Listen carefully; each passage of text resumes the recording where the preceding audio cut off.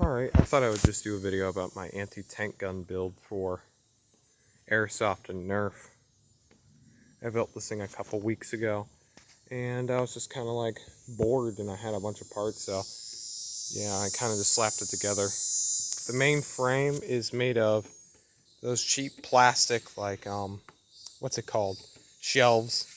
Underneath is like old bed frames. And I used old bike tires and old Sears Craftsman workbench for the struts and feet.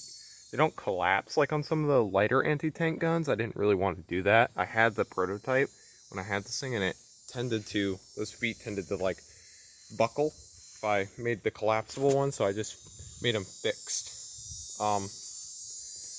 It shoots a water balloon pretty far. I don't have any exact measurements on how far it would shoot them, but they shoot them. It shoots pretty great.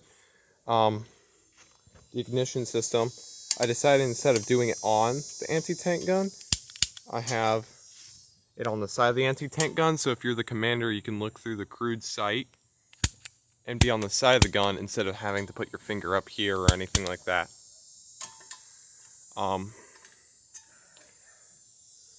It's a pretty simple build. It took me a little while because I was procrastinating on doing it and busy with all sorts of other stuff. But yeah, all it is PVC and some more parts of the shelves. I use those, like the feet of the shelves I use as like the recoil guard.